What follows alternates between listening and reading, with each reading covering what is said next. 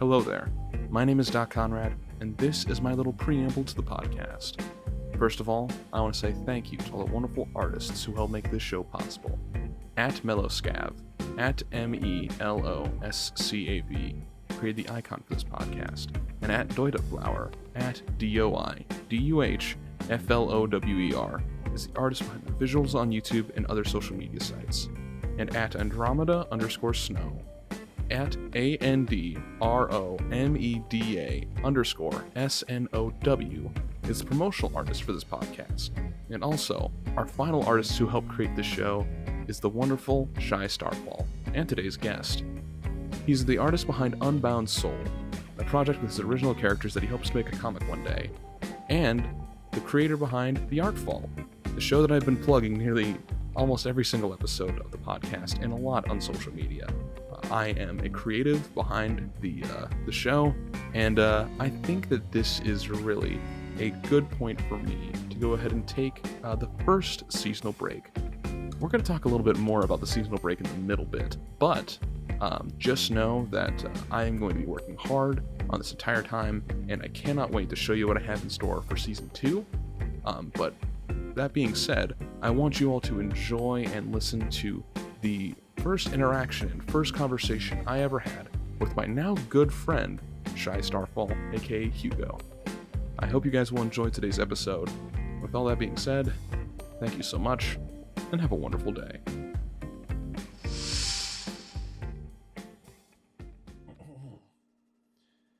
Hello, everybody, and welcome back to another episode of Commissions Open, an interview podcast all about art in the digital age. Here you can hear the processes, stories, and lives of talented artists, voice actors, video creators, editors, musicians, and many other talented creators in the era of online work. I am your host, Doc Conrad, and today I have Twitch superstar and a great artist, ShyStarfall. Hey, how's it going, man? Hello, everyone. How's it going? It's me. I really appreciate you doing this with me, and I really appreciate you reaching out and want to go ahead and do an interview like this. I It's know that fantastic. I know you're a great artist, and you also do some stuff involving with Twitch, especially involved with doing something involving doing interviews with artists as well. But we'll go ahead and talk about that Mm-hmm. in a little bit. I want to go ahead and first start off with how you got into how is that you got into art and creating your art style. Mm-hmm. I'd love to go and hear about that. So basically, when it comes to art, I used to draw a lot on paper. So as many artists, I started traditional with biro, regular pencil drawings and stuff.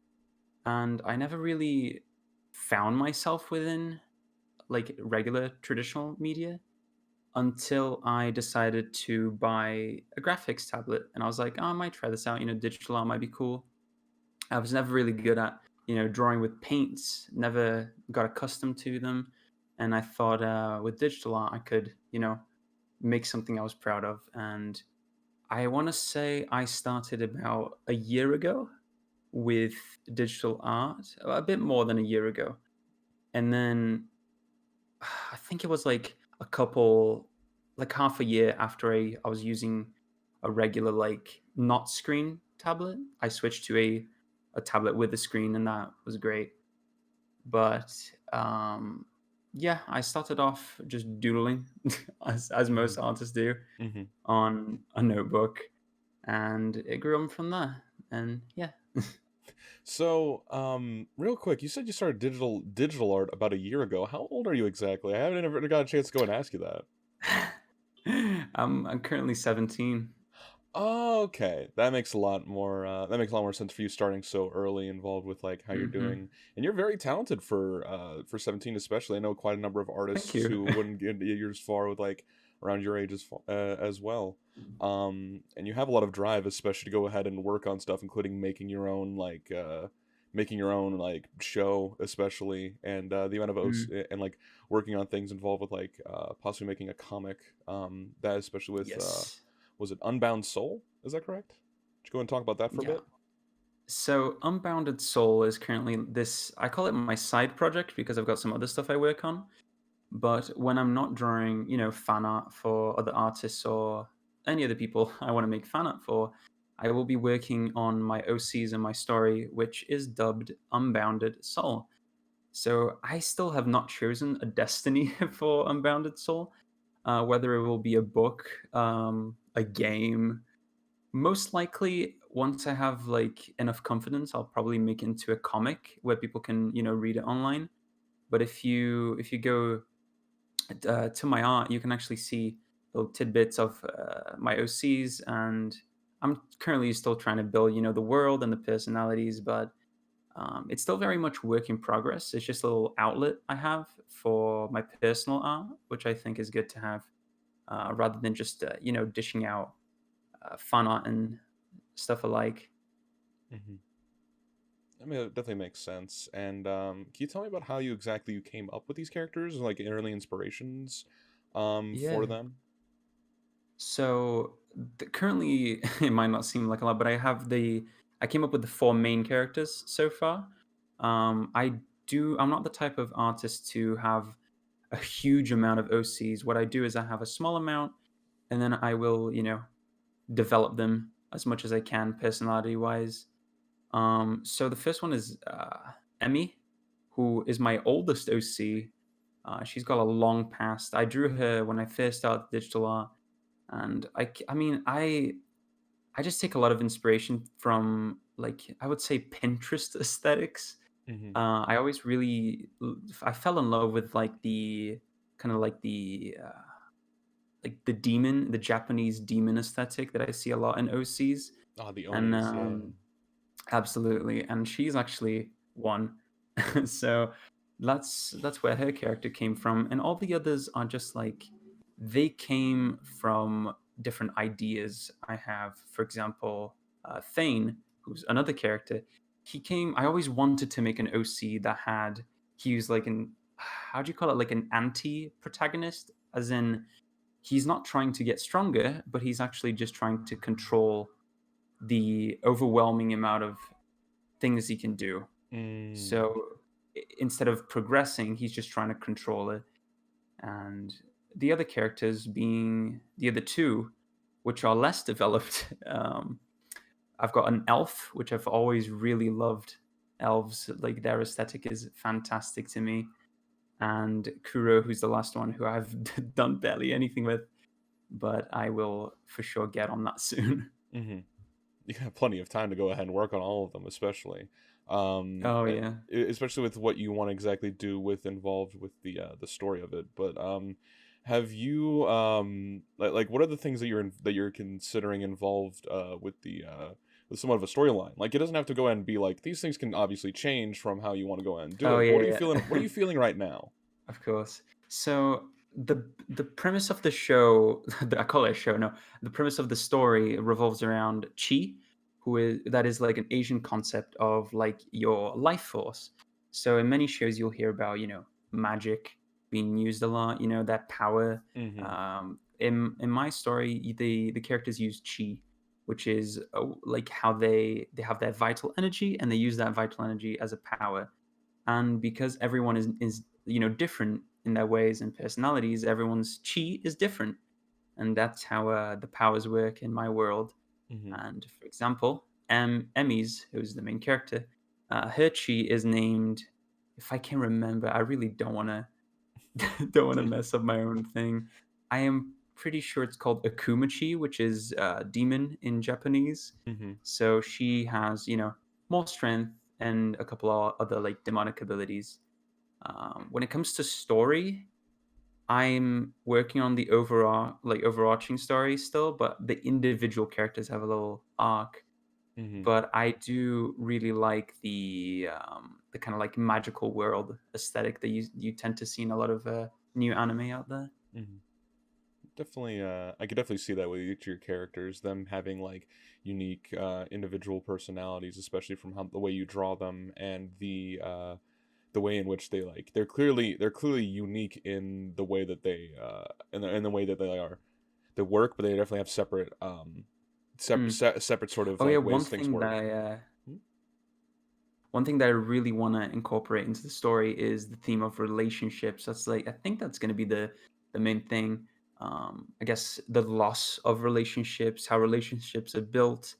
Um, I have a lot of ideas surrounding that. Hmm. Hmm. I definitely, I could definitely see that that would work out pretty well, especially with how like how wonderful each of these characters aesthetically look. And I'd love to go ahead and hear more about them in the future. You have a great art style for for these characters and the way in which you draw them and how they not only look like how they not only look unique and each one of them look unique, but they all have like a similar style as well, and it really Mhm. adds to your strengths with like getting them to show off their personalities. Um, and is there anything else you want to go and add involved with your like with your OCs and your characters and Unbound Soul as a whole? I guess I guess I use Unbounded Soul less of like I'm not too driven currently on the project, so you won't see too much of it. Mm-hmm. Um, I personally use it as an outlet because when trying to grow as an artist, you tend to draw a lot of fan art and grow that way. And I use Unbounded Soul as a way for me to draw for myself and make a world that I like. So, yeah. Makes sense, and I definitely think that I think that's actually an interesting sidebar I want to go ahead and talk about, not including the main Mm, things we listed, fan art as a whole. And you said yeah. you wanted to go ahead and grow from that. You've like I've seen art you've done of individual creators that I also enjoy. For instance, people from the SMP Live sort of setting, Hmm, including hmm. Ty and Yeah. everything like that. I am curious about in terms of that, like what is it that you've what is it that you've learned as you've grown and done more stuff involved with fan art as well and everything involved with that? I learned that within art, balance is key. When I first started, drawing, I had a month, in fact, it was December last year, where I challenged myself to draw a single piece of fan art every day. And surprisingly enough, I didn't get burned out. Still don't know how, but I learned that fan art may be fun, but to never overdo it. I got really like as time progressed, I learned the importance of actually doing your own work, and that's where Unbounded Soul actually sprouted from. But I always just like I am pretty obsessed with OCs, may that be mine or other people's. So anytime I see like any cute character, I'll tend to jump the gun and draw them. But it's like a combo, You draw fan art, for a creator you like, so it's like a way to show your appreciation for what they do. May they be an artist or a proper content creator on like YouTube and stuff. But it's also a way for you to grow because, um, if they're big, they'll probably retweet it, and then you get exposure through that way, and you can build a community through that, which is fantastic to me. Hmm. And I definitely can see that working that way of sort of like it's pseudo networking, where Mhm, mhm. as an artist you get to grow from drawing other people's like characters as a fan of them, and getting a chance to Yeah, go ahead and like people enjoy the either the art style or they enjoy that you like that creator, and there's people in the communities who like that, or there's people in the communities who like your art style, and they'll go ahead and follow you, and you'll sort of go ahead and grow from your own, and it makes a lot of sense. And it was yeah, especially something that like it definitely makes a lot of sense with like how with how like I'm sort of doing a similar situation where I'm finding people that I've liked and I've asked them like, do you want to be on the podcast, and they go ahead and yeah, like from there hopefully we both grow, and I want to be a chance give a chance to make it so other people can grow from me as well, but they also get a chance to yeah, go ahead and talk more about absolutely. their stuff. um and speaking of collaboration, the Mm. Artfall, your main project that you're working on right now, that you do stuff on Twitch. Why don't you go ahead and talk a bit about that? So I want to say around a month ago, I actually not a month ago. We'll go back. I have always wanted to.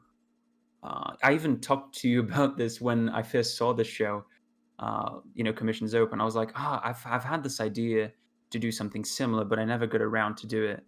But personally, I wanted to do something different that didn't already um, like that I'd seen. Hmm. So about a month ago, I started working on The Artfall, which is a show, like a game show that I host over at my Twitch, where I will bring an artist on to, I wouldn't say compete, but compete is also a good word. We just have, we do a bunch of challenges and we just talk about stuff. It's more like, I wouldn't say unprofessional, but it's more relaxed in a Hmm. way where we just, chill and we draw and we just talk. Um, and we do some fun stuff over there. Yeah. But around a month ago, I started working on it. This is a completely independent project that I'm really, really happy. I've worked on all the graphic design and all the character, all like the people I have on. I'll make art for them for the show, and currently I'm working on editing the VODs into like an April highlights for the YouTube. So that should be exciting. Yeah. Yeah, it definitely makes sense, especially with wanting to create more for an audience of a grander scale of like these are the guests that I had on, and you get to go ahead and tag them and be like, and then go ahead and like they can say like they enjoyed being on your show or anything like that. Like it definitely makes sense for what you're wanting to do, and especially allows for artists to show off their talent and get to go ahead and Mm. chance to even break out of their comfort zone as well. Um, Yeah, what is that's one thing I'm known for on the show is just getting people to be to get out of the comfort zone, especially with some time challenges I like to put them through. Can you give us some examples of like some of the stuff that you've done on the show, like in terms of like actual work or guests you've had or anything involved with that? Oh, do you mean like within the live show?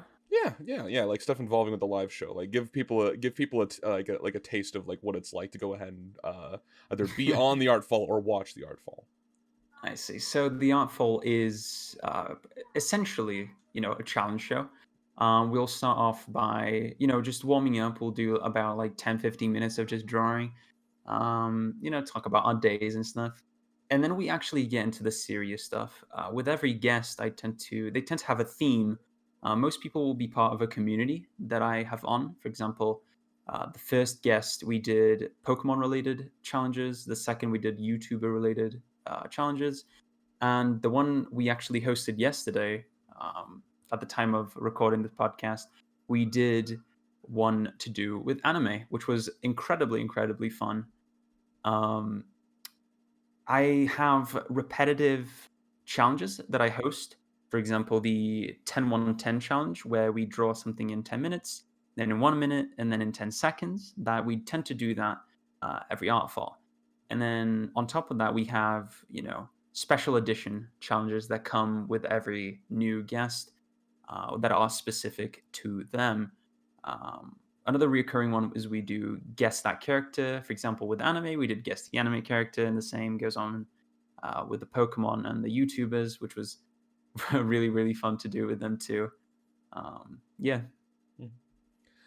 So you've basically like you really hit the game show portion of it where you're like it's semi competitive but there's like no prize. It's more or less just like for like a great amount of fun to go ahead and have and like a challenge to go ahead and Mm, do.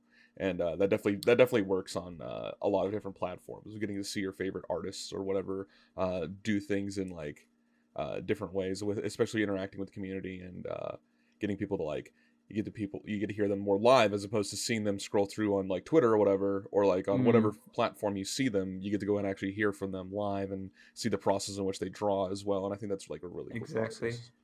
process. Yeah. um so involved with the Artfall, you've also started growing on Twitch. The Artfall has been around, you said, for around a month, at least like about 3 weeks at this point, and you've done Yes. with multiple artists. But why don't you go ahead and talk about your journey on Twitch, because you started a bit earlier than just starting on the Artfall. Yeah, I mean, it is a certain journey. I actually started on Twitch just doing regular art streams. So I would just, got some commissions to do, got some OC stuff I want to draw. I just boot up, my Streamlabs and just stream for a while. Um, I never got too many viewers. I was averaging, I want to say, 2 to 3. Um, and I slowly tried to adapt. I started. I want to say we're almost into. Actually, we just got into May. Hmm. So around February March time, I went ahead and tried out playing different PC games on top of art. So I would have a little schedule where on top of the art, I would also do gaming related streams like your Minecraft and some other games that I tried out in that time. And I guess I just again didn't really find myself within that. So I realized as well that I can't stream for too long. That's something I've been trying to work on lately. And so I get like very tired easily because I like to be very vocal when I'm streaming. There's not a lot of dead silence within my streams, if anyone has ever watched them. And I do tend to get quite tired. But as soon as I finished with all that game stuff, I had the idea for the Artfall. Um, you said it's been around for a month. The Artful has been live for about a month. In terms of working on the project, 2 months. It took me about Hmm. 1 month to contact people, get the art done, promotional material, all that all that stuff. Hmm. Um, and since then, in terms of viewership, I have been blown away by the support that people have given the art form, especially the artists that have come on. I've gotten to share so many communities within the show, and it's just been like a really, really fantastic experience to get people on out of their comfort zones to just have some fun, to talk about stuff. And um, currently in quarantine, at the time of this, Hmm. I have had plenty of time to give the best experience for my artists that are on the show, and so far it's paid off, and there's plenty more to come. Hey there, it's Andrew. Welcome to the final episode of Commissions Open Season 1. I say Season 1 because I'm taking a small break to help up production, help make things a little bit better in terms of quality and make sure that episodes run smoothly and work on some other things in the meantime. And the break currently is undetermined for right now, but what I will let you know is that you'll be sure to know when the next episode will come out and when season 2 begins, because it's going to come out with a bang. There's going to be an announcement, there's going to be a lot of different guests that are going to be announced, and everything along those lines. I have a lot of really amazing artists that I've had help on this on this journey so far, and I've got more coming up. Right now, I'm in the process of getting the 10th guest for season 2. And yeah, it's just exciting to me that I've had in total about 30 of these episodes. 30 of them. I think that's just insane. So, what does this mean for you? Well, for you, dear viewer, it means there's going to be a little bit of silence in terms of regularly scheduled content every single week. But that doesn't come at the cost of new content. It comes at the cost of these continuous episodes being uploaded. But what will happen is that there will be regular uploads of clips of the previous episodes to the podcast. So those of you who may be interested in like, oh, what is this podcast about? What was that episode about? I don't have an hour to go and listen to each episode.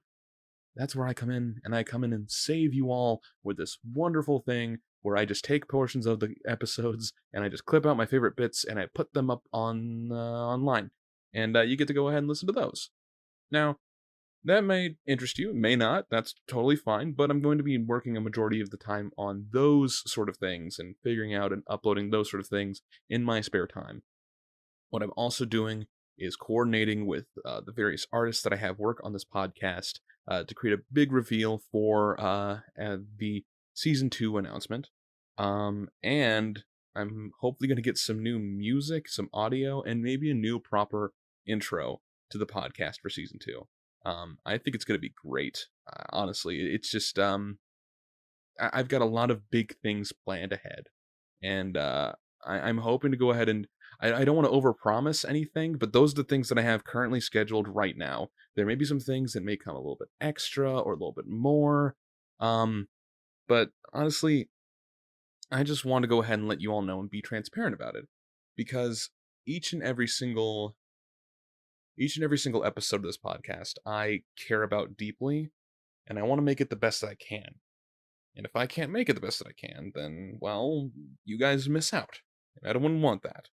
So, I want to try to bring you guys some added value along with each and every single guest that you have. Every single episode should be high quality, high produced, be amazing and extra just for you, for all of you at home. That way, the new listeners who come in for each guest are going to enjoy, and those who like to listen to the podcast often will get high quality, consistent uploads from me. But that comes at the cost of one small break. And then I'll be back up and again and doing all of my episodes once more, doing the first set of season 2. So, um, I think that's pretty much everything. Yeah. This is going to be a little bit weird, not uploading often. But I also want to make this a cordial invitation to all of the wonderful people who are listening, who are also podcast hosts, and want to go ahead and grow from what I have been able to produce. I'd like to go ahead and call out to you. If you're a podcast who's wanting to go ahead and advertise for this show or advertise on mine, I'd love to go ahead and swap teasers for you, if that makes sense. So I can go ahead and upload trailers and teasers and all that for your different episodes if you can go ahead and swap with mine. Mostly because I want this podcast to grow, and I love to grow other people's podcasts. Other people's podcasts. Please. Thank you. Anyway, yeah, that's pretty much all I want to go ahead and say. Yeah, if this is going to be the weird sort of end to season 1 and hopefully a beginning to a fiery start in season 2. So I'm gonna go ahead and kick things back off to me and Shy talking again. Hopefully you guys are currently enjoying this episode. I know I did, and I know that Hugo has been an amazing person to go ahead and talk with. He is absolutely fantastic, and I love working with him currently. So I'm hoping to go ahead and keep that up for the time being. And yeah, I thank you so much, and let's go and kick it back to them. Have a wonderful day.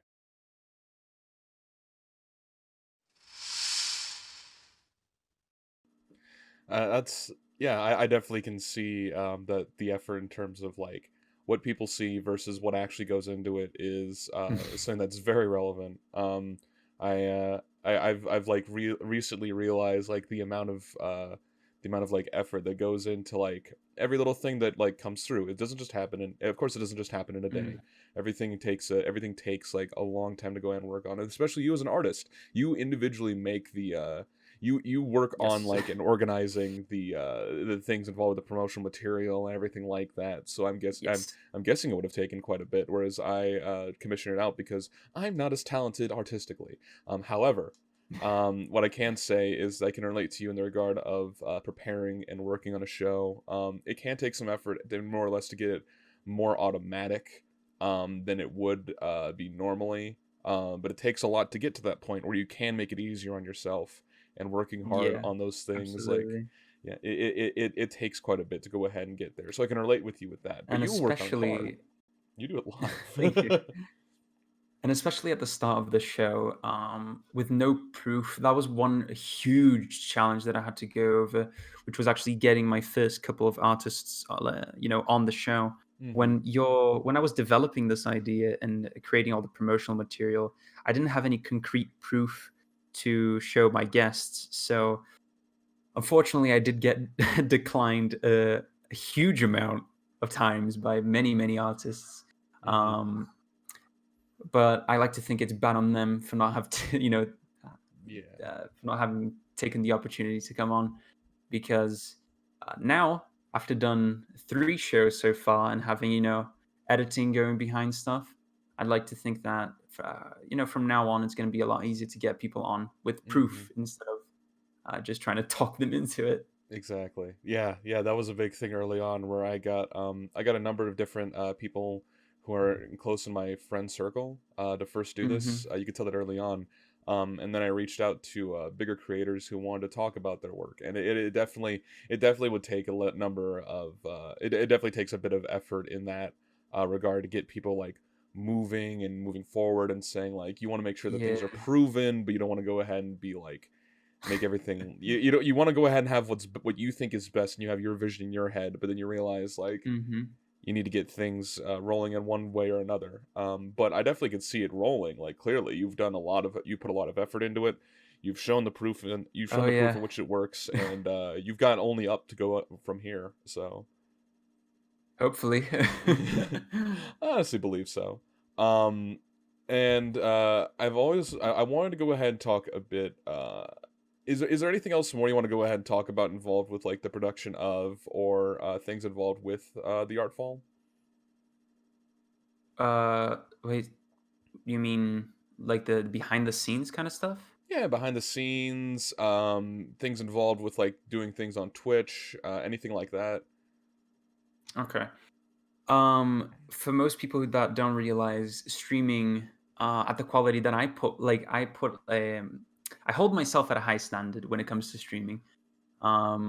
Doing stuff live is incredibly difficult, at least to the standard that I, you know, like to have my channel in. Hmm. Um, I had to do a lot of editing when it comes to transitions, when it comes to, scenes. When people watch the show, you never really think about it because it's going quite quickly. You don't get the idea of how much work is put behind this kind of stuff. But from contacting the artists, which takes an unbearable amount of time, most people who don't know, Hmm. uh, setting stuff up and getting their art done, getting the scenes up, because on stream, for those who do see them, I always have that little at on screen for people who want to follow them. So I got to do all the custom scene stuff for all the new artists that come on the show. And I'm very proud of doing this by myself too. I feel like I the amount of effort that I've put in to this show will definitely pay off someday, and uh, yeah, I'm very proud of it. It's good. It's good, and it really makes it really makes a lot of sense for you. Want to go ahead and put a lot of effort into it, especially that of your own effort, because Mm. it always feels more satisfying once you know that you've grown something to the point where it's gotten as far. And yeah, it really does help. And speaking of like growing things on your own, I'd love to Mhm. hear about your art style. Oh It's god. because I remember you mentioning beforehand that you used to struggle with it, but I can clearly see that you have a really Mm. defined, really clean style right now. But why don't you go ahead and talk Mhm. about the process of how you got to it so far and things you want to go ahead and do further to improve Um, it. when I started digital art, I was already into like the art scene, so I used to follow many artists, and um, this is something that's very reoccurring in everything I do is high standards, and when you start doing something, you're not going to get the best results, obviously. Mm-hmm. That's just something natural. But even then, I really wanted to improve quickly, which was a very big mistake. Speed is not important when it comes to improving. Um, that's a quick thing I realized within art styles. But um,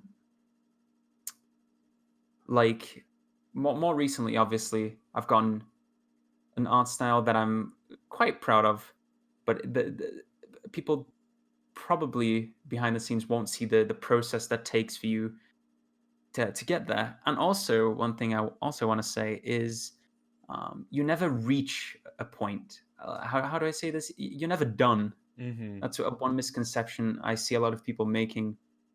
Just because you see an artist with a really cool art style and they draw really well doesn't mean they just stop there. Most artists or artists that are smart will always try to improve on the stuff they already have. And I feel like you never find an art style. It's always a journey. It's a process.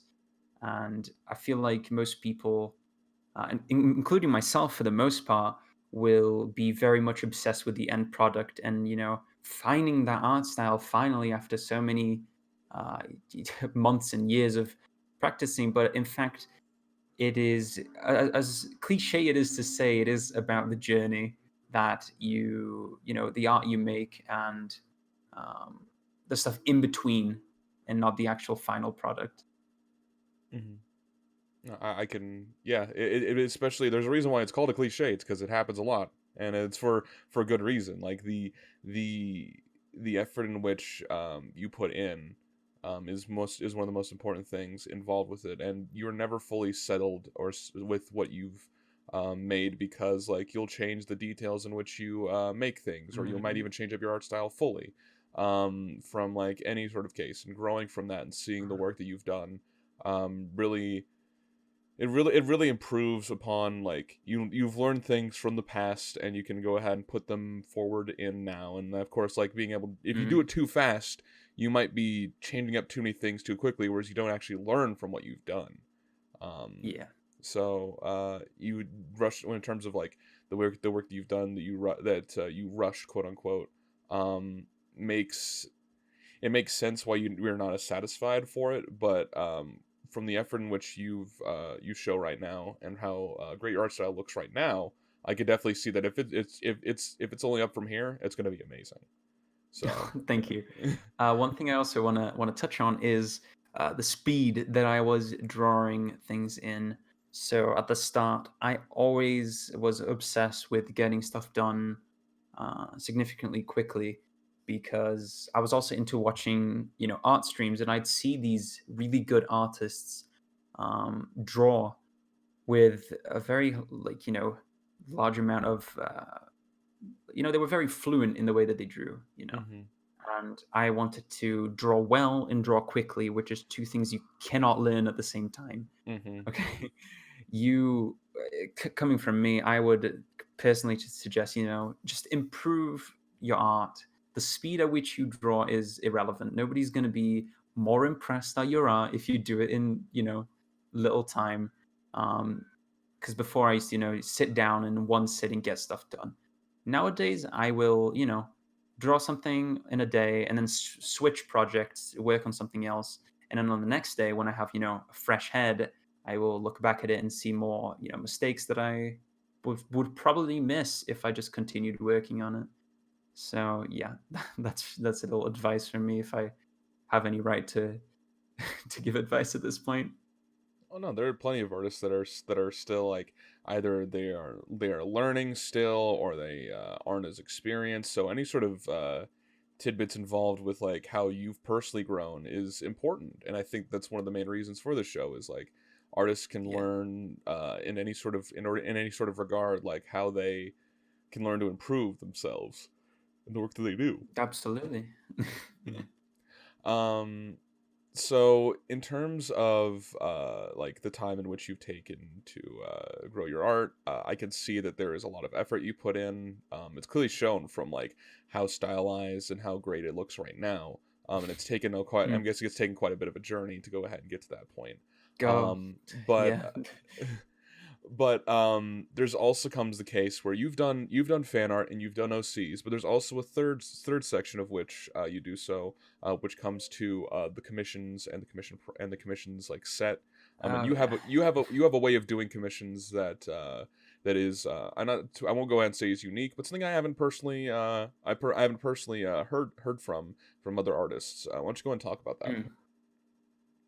So I'm very strict when it comes to commissions. If people want to commission me, I do have Google Docs with every single piece of information they need. Within that Google Docs, you will see our commission types and prices and neatly set out. Very proud of it. It's very clean. Um, and I have a fairly detailed terms of service, because Hmm. um, I wouldn't say it's out of fear, but it's always good to have something that backs you up in case a client wants to be not the nicest. Hmm. So I have all that terms of service. I have the commission protocol. where in case like I put this stuff on the commission sheet so I don't have to repeat it to every single client. And within this commission protocol is how long it will take, extra details, the order process, when they will receive each thing, how long a commission takes, and everything around that. But when it comes to actually contacting me, I get contacted through email, which is something that not a lot of people do, which I might be switching soon. I've been thinking about, actually switching from email, Mm-hmm. but I do it because it's a two-on-one thing. As I get their email for PayPal, and then um, I get this email as also a confirmation, because as well as the commission category and reference images for the commission, I ask them if they're in agreement with my TOS, which within Twitter, if you do it within Twitter DMs, I'm not sure if you can delete it, but to be sure, I always have it in email form, in case they again want to be a nightmare later on, which I so far haven't encountered, thankfully. Mm-hmm. So But yeah, yeah. No, go more on, go ahead. recently, I increased my commission prices. They used to be a lot lower before, a lot lower. Increased it due to a lack of time, mainly because of the Artfall and Unbounded Soul. So commission prices go up because I've got less time, and if somebody wants art from me, they'll probably have to, spend more. I would say. So Mm-hmm. Makes sense. It makes sense, especially because you're taking a little bit of the whole point of the commission process is to go ahead and make something that another fan of yours or someone who enjoys your art style that looks similar to your art. And it especially is if it takes time, it's going to take time. It's going to take a lot of effort. So if they really want it, they're going to need to go ahead and pay a premium for it, especially because like you're working hard on this stuff that you're doing right now. And it makes a lot of sense that you want to have a lot of time to work on it because you're already working on a full time, like nearly, like how much of your like how much effort is like put into like working on things in the art fall, because I know I can have a similar parallel with that as like working on the show. wait, how much work do I put in? Sorry, cut out for a bit. Oh yeah, Um, sorry. Yeah, how much like time do you spend oh, on stuff involved with like the artfall specifically? At least like if you were to go ahead and put it in like a in a traditional sense of like hours per week, like how often do you think you oh. spend on this? I want to start off by saying that I finished high school Mm-hmm. relatively. No, it's been a while, but I'm going into uni now, and I'm one of the rare people that actually aren't having online classes within this quarantine that we're having. So I have a lot of free time. My entrance to the university actually got delayed a little bit, so I'm completely free. So I have a lot more time to work on this kind of stuff uh, at the moment. When it comes to working on the show, I have had to do a lot less recently because at the start I had to do all the like the base designs for stuff, if that makes sense. So like for the teaser, I had to build it all. But now I just have to replace everything with a new artist, which takes way less time than actually creating something from scratch. Mm-hmm. So when it comes to working on it, I spend like a day working probably on their actual persona, and then putting that stuff live onto my scenes. Um, but really, I guess I always work a little bit every day. It's not like it's not consistent. I wouldn't say I do it when it needs to be done. Mm-hmm. I haven't been late so far, thankfully. Um, but I'm currently trying to work editing into that too, because that's going to be a big thing when it comes to the art file. And with this overarching amount of time that I have in my hands right now, I'm sure I'll make it work. Yeah. Yeah, I definitely think I definitely think like the amount of effort you put in will go ahead and show. Especially because it takes like you said, it takes a little bit to go ahead and start off with, and it's a bit difficult to go ahead and get things rolling. But once it does, it gets a lot easier. Um, we've talked quite a bit about your unique art style, and we've how you've grown from it. We've talked a bit about the commission process as well, and how you've set up things to be more or less strict than compared to other Mm. ones. And we've also talked a bit about the work that you've done on Twitch and stuff involved with the Artfall itself, your OCs and everything like that. But why don't we go ahead and talk a bit about who you are? Because a Mm. lot of people, when they come on, they it's always the focus the effort on their work first. But I want to go ahead Yeah. and take a minute to go ahead and talk about who you are, and as much you want to go ahead and talk about, just let loose. I'd love to hear it. All right. um, as most people know, I am fairly young. I'm 17, and even though I'm quite young, I've been very far when it comes to the world. As in, when I was 11, me and my family actually moved to the UK, which is where my accent and my certain way with English is now, is because we moved there, and I spent my whole high school time within the UK. And then about a year ago, we moved back to Brazil, which is where I'm originally from. And yeah, Mhm, that's like the main storyline. But I don't have much of a story right now since I'm quite young. mhm, But I guess when I moved to England, it was definitely a big shock. Here in Brazil, it's a lot different in many ways. And with only 11 years of age, I wasn't accustomed to stuff. And when I moved, I had quite a hard time fitting in. Mostly when I first joined, since my English wasn't particularly good. But after a while, I got settled in. Um, Different from most people. If you didn't know, which is probably obvious by now, I speak more than one language. mhm, I speak English, Portuguese, which is Brazil's language, and I speak Spanish, kind of, and I'm learning some other stuff now too. But I'm a weird case when it comes to being bilingual or trilingual or whatever, mhm, because I didn't have any lessons, any English lessons before we moved. Um, well, it wasn't. I don't count it as a lesson. I had like 2 months with a teacher that didn't really help me that much. I mean, it mhm, was nice, but in the grand scheme of things, I don't think it was insanely helpful. But yeah, I learned English exclusively through. Um, I'm sorry, hold on. You're fine.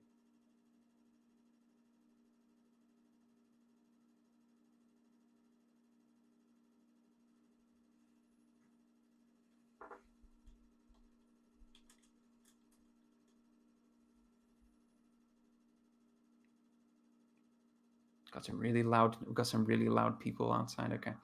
What was I saying? You're fine. You're It fine. was. I'll go Oh ahead. yeah. We'll go and take it. We'll Let take it a little me. bit back. I'll You're. start with silence, and then you can just cut that. Oh yeah, yeah, yeah. That's fine. Go ahead and just talk about you learning you being involved with like being trilingual and having like not only learning not only knowing Portuguese to go ahead and start off with, but having like very little to know about English. Hmm. Well, I actually learned English exclusively through experience, which is different, from most people's idea. They'll probably spend a couple of years, practicing the language before they go. I just got shoved right into it, and in many ways, that actually influenced a lot of like what I learned. Um, my accent, I grabbed the British accent extremely quickly. Um, and it was very difficult, very difficult to kind of settle in at the start. But as the years progressed, and in fact, good thing to talk about. I In high school in Britain, we actually have one thing called GCSE, which is this. It's a section of high school where you drop a couple of subjects and you get to pick certain subjects that you want. And this is when I actually really tried art. One of the options was, in fact, art, and I picked it. And unfortunately, to my surprise, it was not the greatest. um, it ended up being more of like a show off for people who already knew how to draw rather than a teaching experience. And I got hit in the face really hard. And by the end of high school, funnily enough, art was my lowest grade. Um, but that was before I actually got into digital art, which, to be fair, won't blame the teacher. I couldn't do much with paints, but I'd like to think that if I showed him my work, my digital work now, he'd be a little more pleased. But after GCSEs, we have another thing called A level, where you pick like another certain amount of subjects to do, and that is the moment where I dropped art. I didn't do it in school. I went ahead and chose some other stuff. But by the time A level came around, which was about a year ago, Hmm. I had fit in, had friends, had this whole deal, and we had to move again. We Around a year ago, we moved back to Brazil, which is where I'm currently in now. And again, not the easiest move once again. Um, I guess the cultural barrier, as in, I spent a lot of my developing years in Britain, so I'm very different from the regular, I suppose, teenager in Brazil. I Hmm. am like a lot more like British most of the time in my Hmm. ways. Um, and it was quite difficult to get, sorted back in. And because I left there at a very specific age, I had to retake uni entrance exams here that I didn't over there. And there were some subjects here that I hadn't taken, and I hadn't spoken Portuguese for. I speak with it, my family, but when it comes to actually, academics, I hadn't done much work with Portuguese, and then when I came back, I had to put a lot of effort into actually, getting back into the groove of things. And I took my exams uh, around half a year ago, and I passed. So that's nice. Somehow I pulled through, and as soon as quarantine's over, I should be going to uni, hopefully. Well, if I may say that you are you are definitely a unique case in a lot of the world, but one that is also one that's also somewhat seen in a lot of different places where people can go Mm, and not exactly fit in with how they with how things go. But you have made clearly the best of it. You have made relationships all across the world, from yeah. Brazil to the UK. Back to Brazil, and hey, now over here on the east coast of America, like you're you're definitely you're definitely a worldly person, and it definitely and whether or not you chose it, because I'm not exactly certain that you likely chose to go ahead and be removed from like where you were to go to a different country and then return back to it as well. You're doing absolutely wonderful. The work that you perform and put forth effort in is amazing. And I understand like it wasn't exactly your medium art initially, but I'm glad you stuck to it because it looks amazing with what you've done now in digital. Thank you, thank you. There is a lot of things that a lot of people don't realize that it can really go ahead and affect people, especially early on with Oh yeah. doing big moves to a different sort of situation, to a different place. And I And mean, you I'm not especially. invulnerable to it. When we moved back here, I had a massive spree of art block. Just couldn't draw anything. Hmm. I would say I'm pretty sure this is for most artists. My emotions are very in touch with my art. As in, I struggle to make good stuff when I'm emotional. Hmm. Um, like those art and emotions do not go well together for me. So I had to just take a breather, take a moment from art when we moved back to uh, clear my head before I got back into it, Hmm. and that worked perfectly for me. So Yeah, and the like I said, like it clearly can go ahead and take some time to go ahead and work on, but you have done great work involved with not only your characters, the effort that you put into the show, that you run mostly by yourself. You a lot of the the work that which you like get to contacting different people at and growing up in a totally different situation compared to others. It's amazing what you've done, and you are clearly an inspiration to a lot of different people, especially around your age, maybe even people who are involved with like being bilingual, who are struggled with the learning different things in different situations, and growing up and feeling a bit more isolated. I know that can definitely be something Oh that can yeah. affect people, but I could definitely say that you have the effort in which you put in is working. It is going to continue to work, and because like you said, you're young, involved with everything. You have a lot to go ahead and grow from, learn, and you're already putting effort towards making something that a lot of people wish they could go ahead and put forth effort into, and wish they could go ahead and do so. So you Mm. have done a lot, and you are definitely an inspiration to hopefully a lot of different people, because you deserve to be. That's incredibly nice to hear. Thank you. uh, Very sweet.